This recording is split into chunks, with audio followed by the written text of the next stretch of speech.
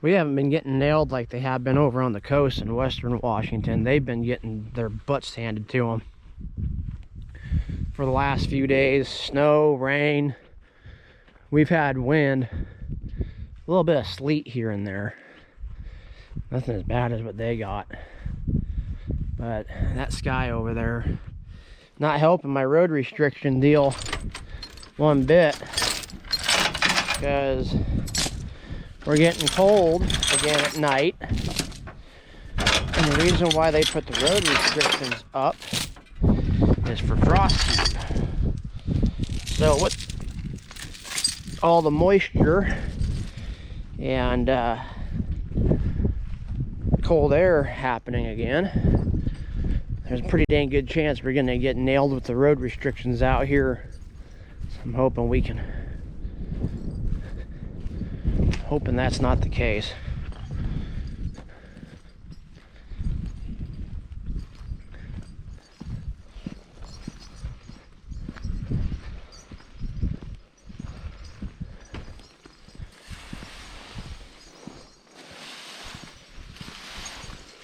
We can get this accomplished in a timely manner, then we can go over and take the rest of the garden down. Yeah. Check out that big old honking horseshoe. Check out the big old honking. Yeah.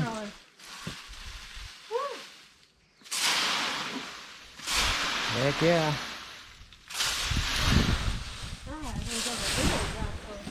Big draft horse. While she's raking leaves, I'll go over here and explain what I mean by the garden. So this garage sucks, and I'll show you why.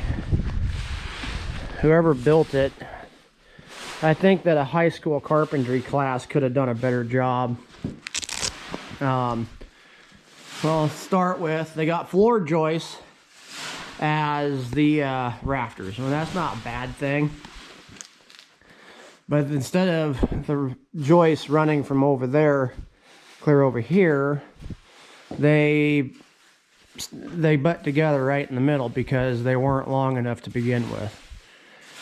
So they got this wall, doesn't have proper beams or anything on it, and all it is 2x6. I don't know if you can see this or not, but that board bows badly. And then this one over here does the same thing. It bows really bad. Somebody decided at some point in time to chop a door in this, and they didn't put a header, they didn't put any beams, they didn't do anything. The structure in this garage just sucks. Now here's an exterior wall, and you know, to code, an exterior wall has to be 2x6 by, I think the tallest that you can go is like 10 feet tall. And then if you go any taller than that, it has to be 4x6 or a 2x8 to get your structure. And these things are 2x6s, and they're put on over a 2-foot center. So there's no structure in this wall. There's no structure in that wall over there, and there sure as shit is no structure in this wall. So what happens is when the snow gets on it, it bows pretty good. And then they got this great big door. I don't know where the heck it came from, but the thing's so heavy that I got to stick the forks of the tractor underneath it to pick it up. But then it goes over here where it's just being held up by a little piece of siding. I mean, literally this stuff, this particle board siding, what they got it bolted into on a 2x6 that is screwed with 4 screws between those two 2x6s. And again, there's no beams, no nothing. There's nothing there for structure to hold that door when it's up. And then over here, I don't know how well you can see it, but all they got is a piece of hurricane strap nailed with 2 nails into the cheesy ass 2x6 that goes across to hold that part of the door up. So when you open the door, it wants to, it makes all kinds of weird and stupid noises. So with the possibility of in the future, we got that Jeep that's in there. Mom's got a Willys wagon Jeep that's up at my uncle's house getting finished on its restoration. And I'd really like to have somewhere between 1930 and 1934, either a Model A, old Buick Series 60, or a Ford V8 sedan at some point in time. So I was out here one day and we were just trying to figure some stuff out, and I looked over the garden. I was like, you know, the footprint of the garden would make a pretty decent sized little detached garage. So this garden, we inherited it when we bought the house, and we tried to do stuff with it last year, and between the drought and everything, it just didn't work out. So what we're gonna do is take this all down, and we're gonna relocate the garden up over there. But we're gonna take this all down, and I'm gonna put up it might just start as a pole building, but I want to put the same size footprint of a detached garage here. That way I can put the Jeep in it. I can put the Ford Jeep in it, the military Jeep. It's trailer, because I got the Bantam trailer for it over there. It's original for the Jeep, same year vintage. It's not the one that the Jeep came with or anything, but I wanted to get it kind of inside and tucked in. But I think that I could get away with at least, you know, if I do it right, I can put 1, 2, maybe 3 doors in this thing, and I can have the Jeep, Mom's Jeep, my car, lawnmower, and all that stuff over here. And You know, originally I was wanting to turn this all into big parking area for iron and stuff, but you know, I don't think that we're gonna get too terribly wild and crazy on that. I have an idea that I'm formulating in my head, and I'm just trying to figure out things to do with it before I get too terribly far. But so this down here will be the detached garage. But then what we're gonna do after that is I'm gonna come over here and take this piece of crap down. And once it's down, we're gonna flatten it off over here to right about where the tractor is sitting. And then we're gonna build an actual, we'll put an addition onto the house that, you know, we don't know exactly what we're talking for an addition yet, but look at the size of that worm. Wow. Good Lord, freaking chickens that love them. Mm-hmm. Holy crap. Look at what's in the pot over there. 2 big old grubs. Huh? Oh, yeah. I know. They love those ones. Good Lord. And most of the stuff taken out from there. I'll explain this here in a minute. This has something to do with the Dodge. So I got this pretty well ready to pull out. Get it pulled out here, and I gotta undo some stuff on it. Don't know how well this all shows up here in this lighting, so I'll explain it when I get out there. My automatic battery charger that's more like a battery tender, but that's okay. Alrighty, so get a chain on this thing and drag it out.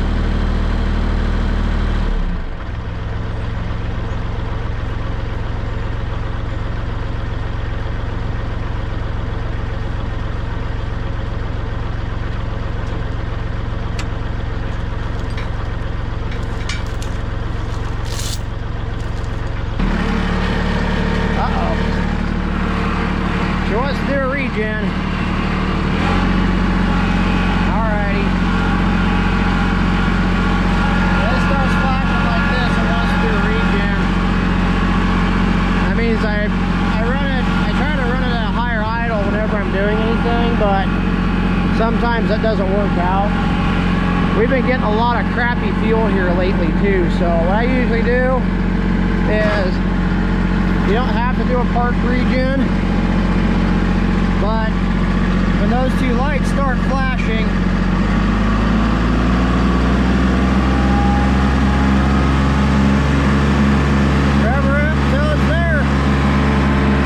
anyway, so this is the Jeep. I haven't really done a whole heck of a lot of showcasing this, even though I probably should. I learned how to drive in this Jeep when I was 5 years old.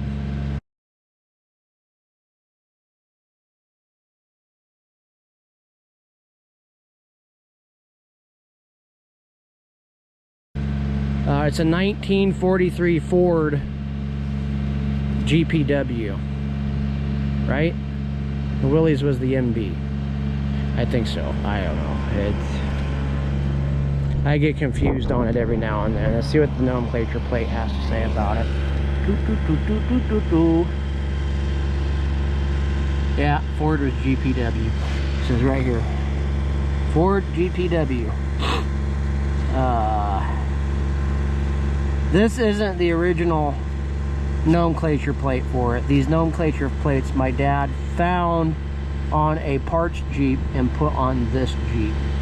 This Jeep is a 1943. This nomenclature says that it's a 45, and that's not the case. So 43 Ford, World War II military Jeep. Got the Bantam trailer over there for it. When Dad died, it just sat, and I got it up here, and I had every intention of getting to driving it more, but then the brakes went out, the master cylinder shot. And so to explain why it's been sitting for so long, my dad used to take this to Eastern Oregon all the time. We'd take it everywhere. And our normal thing was that we'd go and disappear into the desert for 2-3 weeks. And so one of his last trips he made before the cancer really started getting him real bad was he was towing it on a tow bar. I told him he needed to have a trailer, but he didn't listen. And anybody that knows my father knows he drives like a bat out of hell. I mean, it was like Mr. Magoo. He had to have been doing every bit of 80-90 miles an hour everywhere he was going. Anyway, long story short, there was an incident where the Jeep, that pickup, and a guardrail all met together. And the Jeep took this major hit, and I got to get over here and fix it. It broke the frame here and here. Luckily it didn't do anything else other than just kind of monkey the grill right there. And the duct tape taillight bashed in pickup over here was the result of it. So that's the reason why I don't tow on tow bars. I went over there and bought that trailer. So this right here is all part of that same incident. Well, the nearest I can think is that it kind of hurt my dad's pride just a little bit because he wrecked his Jeep. And after that, the thing basically just sat, which kind of was sad because he loved this Jeep. This Jeep's been in the family longer than I have. Yeah, he had this Jeep for probably going on 38 years. It's been around the family. But I know some people have probably caught what's going on under the hood. That's not factory. It's got a 1970s Buick Skylark V6 in it. And originally, when it was all put together, it was a Kenny Bell race V6. Let's just put it this way: this freaking Jeep, it goes so fast it was actually scary. It's scary at going down the road if you got going too terribly wild and crazy with it. But this sucker moves. It's got a later model running gear in it. It's got 11-inch brakes. It's got twist-in Warren hubs, so you can lock it in and out of four-wheel drive when you need to. It's a typical 3-speed. You got reverse, first, second, third, but then it's got a Warren all-range overdrive over here, so you can split every single gear. Between this setup and high and low range, this Jeep has got 12 speeds going forward and 1, 2, 3, 4 speeds going backwards. What I'm saying is this Jeep hauls ass. It doesn't top out at 45 miles an hour like your typical World War II Jeep. I don't think I've ever found how fast it can go. I know somebody was following Dad driving at one time and they backed off at 80 miles an hour and he was still pulling away from them. In a World War II Jeep, it gets scary, but it's a fun kind of scary. Anyway, what this is this is the mount for the Browning M1919A1 machine gun that goes with it. And yes, the machine gun does work. It's a semi-automatic, so I don't need a class 3 to own it, but it is a Browning M1919 30 cal machine gun, and we've had fun with it. So that goes there. You know, typical, everything else is just basically your typical World War II style Jeep. So anyway, I'm gonna try and get it running now. It's been sitting for a while and the battery's dead. So to do that, I think what I'm gonna do before I hook it up to the jumper cable is, we were in Eastern Oregon one time and it had a short and it burned up all the wiring, and we had to rig the wiring together before we could go anywhere else. So Dad installed this tomfoolery menagerie of crap, and I honestly think that for what I'm going to be doing here, I'm going to take this apart and get this switch out of here, because this thing does not fit these posts right. It never has, and it's always I'm always having to come out here and monkey with it to get it started. So I think before I go anywhere, I am going to do that first.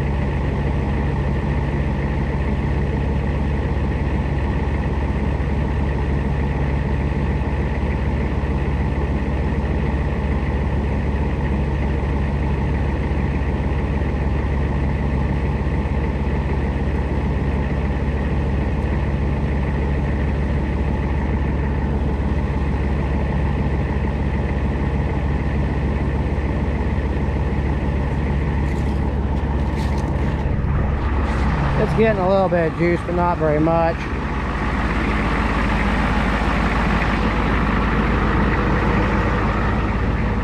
Did we get anything here? Oh yeah, she's coming alive. Got the gauges back, so that's good. Oh, here, check on the tractor. See how it's doing.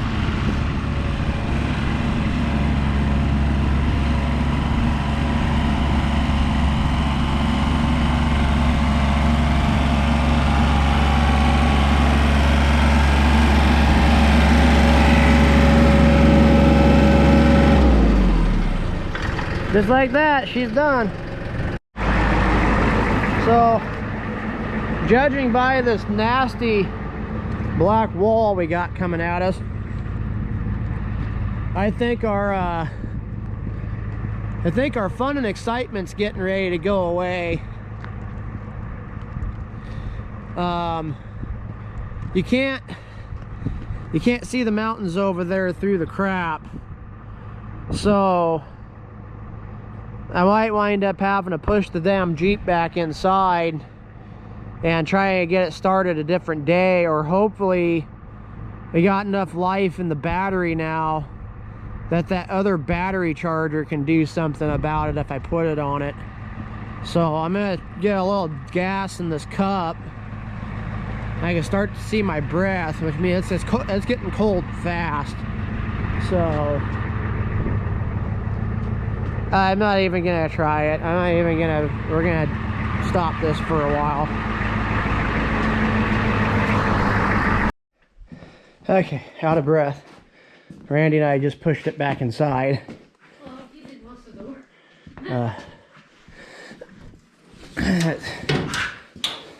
The damn weatherman can never get his frickin' crap together around here.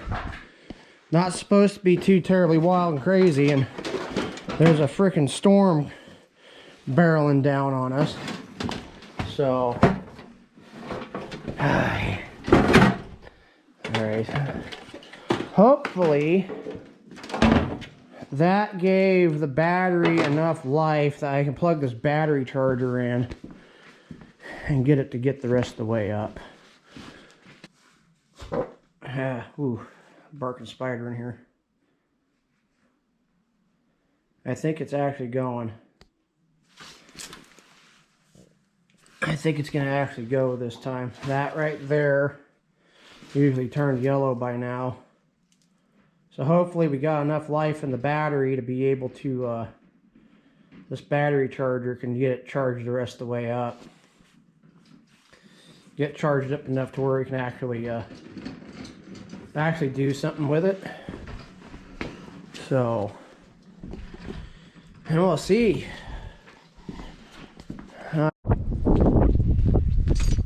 Oh, the wind sucks. Okay, so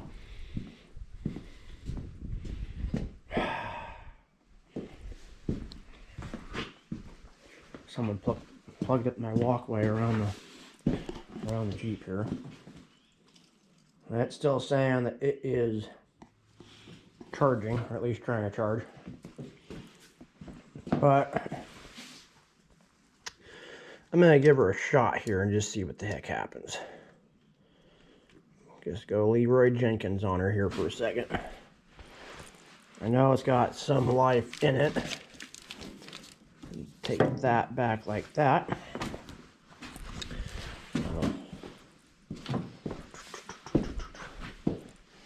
So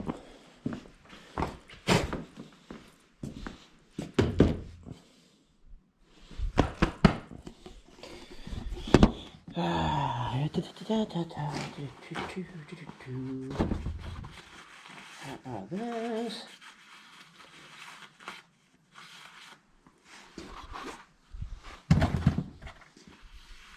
Now, this right here is one of the tricks.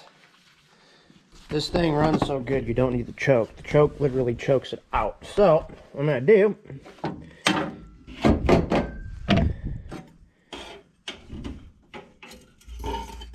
reach down in there. Just slightly more than that. So, a little bit of petrol.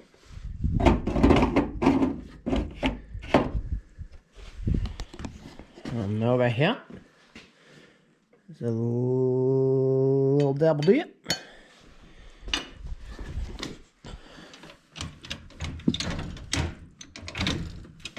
Okay.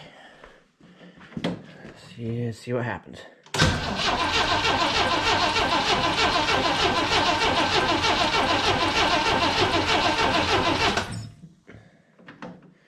Alright, need a little more dabble, do you?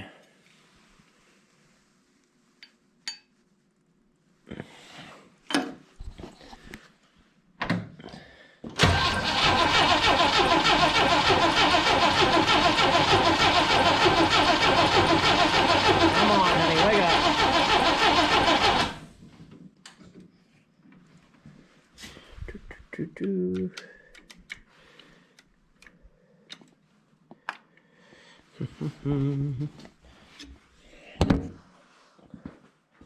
Might have to get some good gas to throw in there.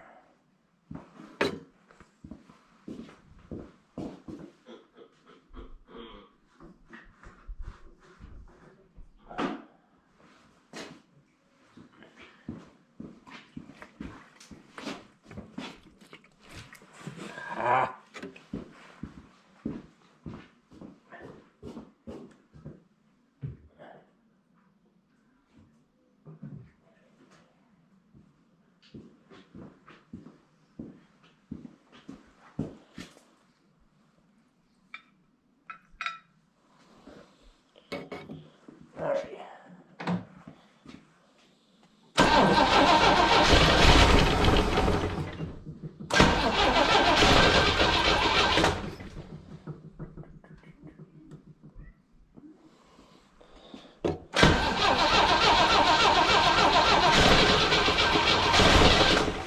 There she comes. So I get a little bit more. Let's see.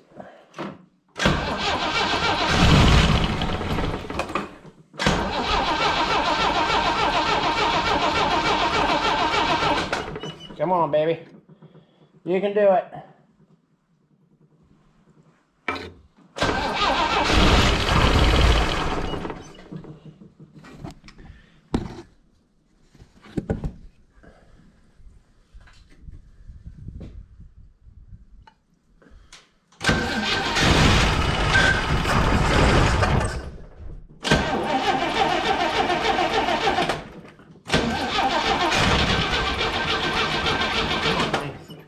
Wake up for daddy.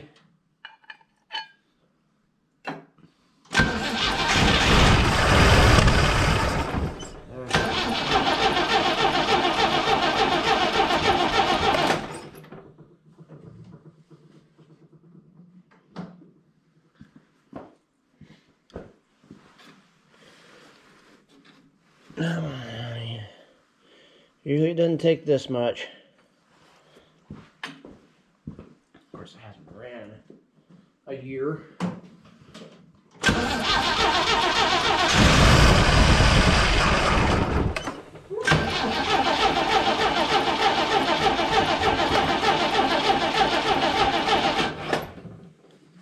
Bad gas. Yeah, I was gonna say it's been in it.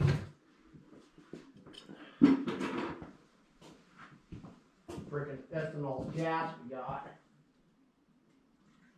That'll probably help it out a little bit. It's got a bunch of crap gas in it.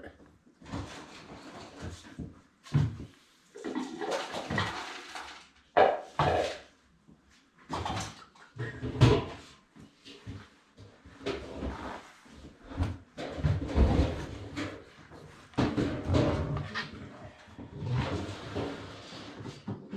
could have swore I put gas in it the last time I put non-ethanol gas in it.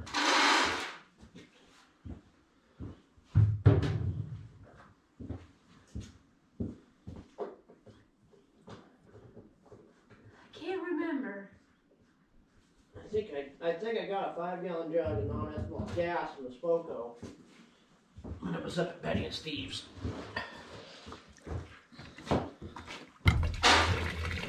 Put a couple gallons of good gas in it here, and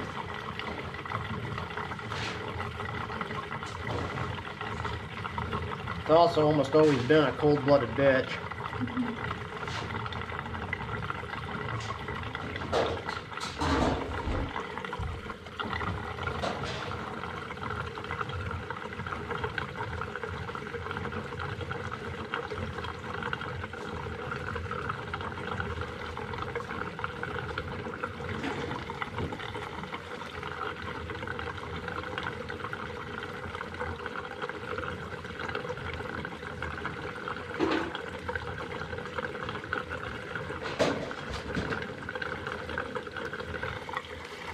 Nothing like World War II.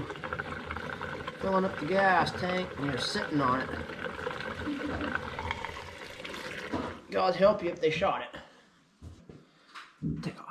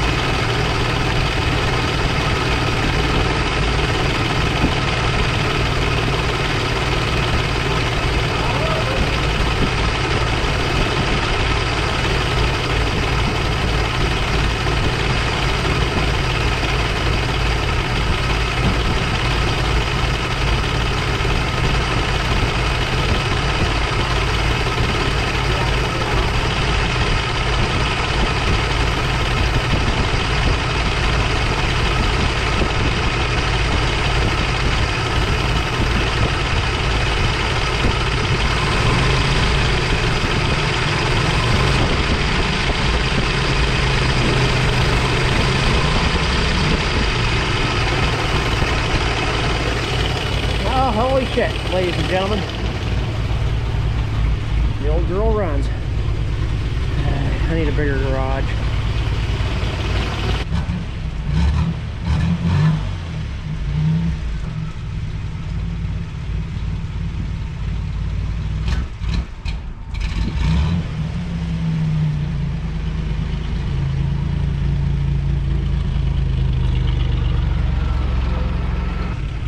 SB. Got her running. Take her for a little spin up the road here real quick.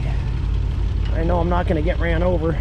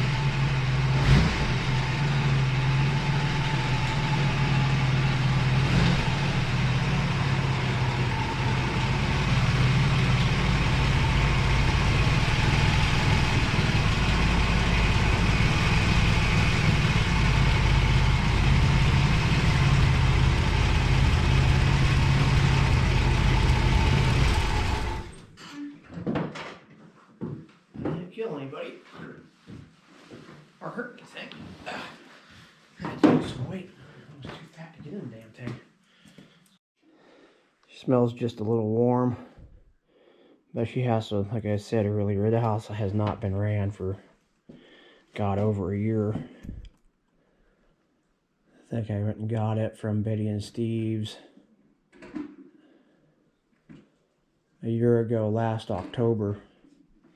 And that's the last time it ran. So, I mean, all things considered, we're being parked for over a year.